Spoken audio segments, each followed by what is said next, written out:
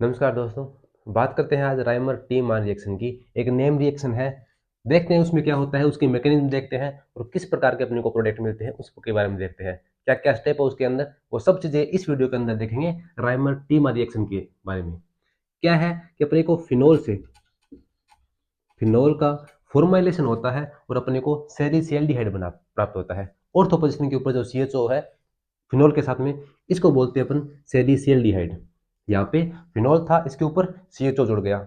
ये है Rymer T मान अभिक्रिया। राइमर यहाँ पे CHO जुड़ा कैसे है वो देखेंगे। तो यहाँ पे CHO जुड़ा है, CHO को अपन बोलते हैं फॉर्माइल ग्रुप। तो यहाँ पे अपन बोल सकते हैं कि फिनोल का फॉर्माइलेशन हुआ है, तो ये एक फॉर्माइलेशन रिएक्शन है CHO का जुड़ना। तो अगर इस रिएक्शन के बारे में बात करें तो एक फॉर्माइलेशन रिएक्शन है। दूसरा जो प्रोडक्ट बनता है वो ऑर्थो प्रोडक्ट बनता है।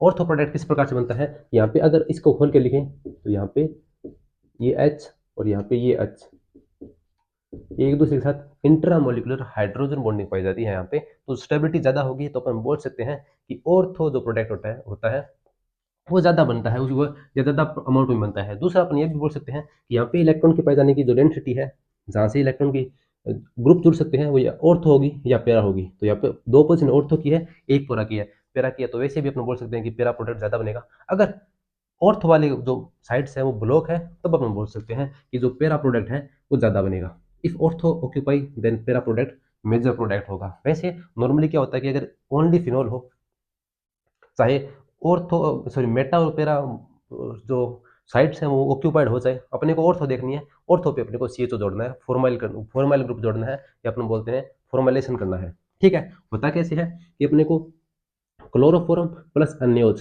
अन्योज हो KOH हो कोई भी हो, ठीक है, ये रहा पे अन्योज, जो भी अपने लिया है, मतलब अपने को बेस लेना है और उसके बाद में H3O प्लस कोई एसिडिक मीडियम के साथ रिएक्शन करवानी है प्रोडक्ट बनवाने के लिए। तो पहले अपन देखते हैं कि CHCl3 प्लस अन्योच लेते क्यों है और ये बनता कैसे है। ठीक है, तो अपन CHCl3 प्लस अन्योच लिया तो क्या करता है अन्योच, इसमें से CHCl3 में से अन्योच जो कि एक बेस है, ये और अन्योच इसमें से H निकाल लेता है। तो क्या बनेगा CCl3 नेगेटिव, क्योंकि H प्लस के रूप में चला गया। उसके बाद में क्या होता है कि CCl2 डाइक्लोरोकार्बिन, कार्बिन के अंदर टोटल 6 इलेक्ट्रॉन ही है। 6 इलेक्ट्रॉन के कारण अपन इसको बोलते हैं कार्बिन प्लस Cl माइनस। यहाँ पे कार्बिन बनती है जो कि एक इंटरमीडिएट है, ये जो अपना इंटरमीडिएट है। अब ये रिएक्ट करेगा ये जो अपना ग्रुप है उसके ऊपर, फिनोल के ऊपर। किस प्रकार से, इस प्रकार से देखते हैं कि अपने OH जो अपना फिनोल है, फिनोल के अपन बेसिक मीडियम लिया, अन्य OH है बेसिक मीडियम है, तो ये क्या करेगा कि यहाँ पे एक्टिव हाइड्रोजन है OH वाला, उस एक्टिव हाइड्रोजन को हटा देगा, H2 बनाएगा और यहाँ पे O माइनस के रूप में रखेगा। अब ये O माइनस बना है तो O माइनस के पास में कोई पॉजिटिव आयन आएगा। पॉजिटिव आयन वो है सोडियम प्लस Na प्लस के रूप में। Na प्लस इसके पास में आएगा, अट्रैक्शन के इलेक्ट्रोस्टैटिक फोर्स ऑफ अट्रैक्शन रहेगा यहाँ पे। और अब ये माइनस चार्ज रिंग के साथ में रेजोनेंस शो करेगा। ठीक है, रेजोनेंस शो करेगा। यहाँ पे इलेक्ट्रॉन डेंसिटी ज्यादा है, इलेक्ट्रॉन डेंसिटी ज्यादा है, तो ये न्यूक्लियोफाइल की तरह बिहेव करता हुआ इस CCl2 के ऊपर अटैक करता है। ठीक है, तो यह एक इलेक्ट्रोफाइल है, इलेक्ट्रोफाइल के ऊपर अटैक करता है न्यूक्लियोफाइल अपन बोलते हैं, क्योंकि जो जिसके पास इलेक्ट्रॉन डेंसिटी ज्यादा होती है अटैक वही करता है। ठीक है, क्योंकि यहाँ पे इलेक्ट्रोफाइल है, अटैक इलेक्ट्रोफाइल के ऊपर होगा। और ये एक रेट डिटरमाइनिंग स्टेप होता है, या अपन बोलते हैं इसको स्लो स्टेप। स्लो स्टेप क्यों है, क्योंकि यहाँ पे ये एरोमेटिक है, एरोमेटिसिटी अपने को लूज कर रहा है, एन एरोमेटिक हो रहा है, नॉन एरोमेटिक हो रहा है, तो ये स्टेप होगा वो स्लो स्टेप होगा। और स्लो स्टेप को अपन रेट डिटरमाइनिंग स्टेप बोलते हैं।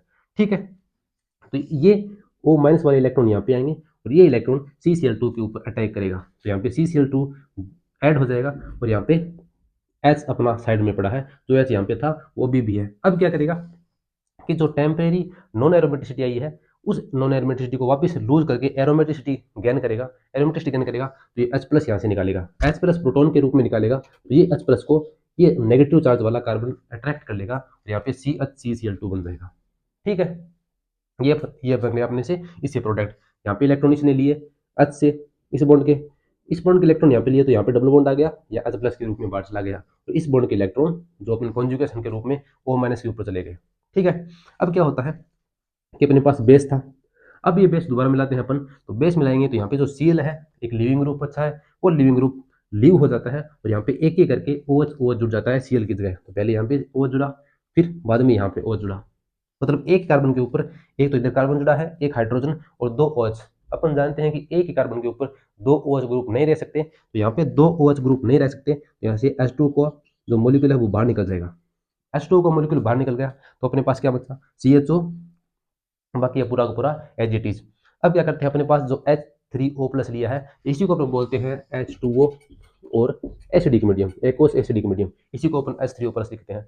ये H3O प्लस इसके अंदर मिलाया तो इसमें से इसने एक S प्लस ले लिया, प्रोटॉन ले लिया और OH ऐसा बना लिया। ठीक है, इसी को बोलते हैं अपन सैलिसैल्डिहाइड।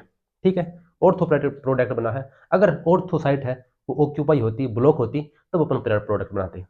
ठीक है, तो ये है अपनी राइमर टीमन अभिक्रिया। दूसरी अगर अपन देखें तो अगर ये ओनली बेंजीन होती तो ये नॉन रिएक्टिव होती।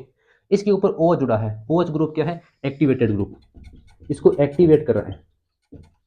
ठीक है, यहाँ पे ऑक्सीजन का -I प्रभाव है, इलेक्ट्रॉन खींच रहा है, -I इफेक्ट से इलेक्ट्रॉन खींच रहा है, इलेक्ट्रॉन डेंसिटी कम कर रहा है, और +M इफेक्ट से इलेक्ट्रॉन डोनेट कर रहा है। तो अपन जानते हैं पावर होती है वो +M की ज़्यादा होती है, +M की ज़्यादा होती है, मतलब इलेक्ट्रॉन ये ज़्यादा तेजी से देगा, ज़्यादा तेजी से देगा, तो यहाँ इसके ऊपर इलेक्ट्रॉन डेंसिटी है वो बढ़ेगी, इलेक्ट्रॉन डेंसिटी बढ़ेगी तो इसके ऊपर अटैक कौन करेगा, अटैक वो करेगा जिसके पास इलेक्ट्रॉनों की कमी है, और जिसके पास इलेक्ट्रॉनों की कमी है उसको अपन बोलते हैं इलेक्ट्रोफाइल।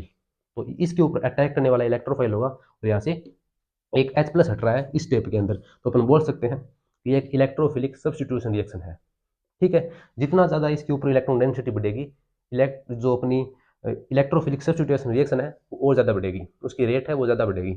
दूसरा अपने को पता है कि रेट डिटरमाइनिंग स्टेप को अपन स्लो स्टेप बोलते हैं। स्लो स्टेप वो होता है यहाँ पे वो है जिसकी एरोमेटिसिटी टेम्परेरी लूज हो रही है, टेम्परेरी एरोमेटिसिटी लूज हो रही है, एरोमेटिक से अनएरोमेटिक को जमने जा रहा है, मतलब अनस्टेबल हो रहा है, तो स्लोली स्लोली होगा, तो रेट डिटरमाइनिंग स्टेप ये होगा। ठीक है, उसके बाद में दो Cl जुड़ेंगे, दो Cl हटके दो OH जुड़ेंगे। अब OH एक कार्बन के ऊपर दो OH नहीं रह सकते, तो यहाँ से वाटर का मॉलिक्यूल बाहर चला जाएगा और सैलिसैल्डिहाइड प्राप्त होगा। अगर बात करें अपन क्लोरोफॉर्म की जगह CCl4 लेते, तो CCl4 लेते तो यहाँ पे अपने को सैलिसैल्डिहाइड की जगह कार्बोक्सिलिक अम्ल बनता है, COOH प्राप्त होता है यहाँ पे। ठीक है, सैलिसिलिक एसिड बोलते हैं, वो प्राप्त होता है अगर अपन CCl4 लेते हैं।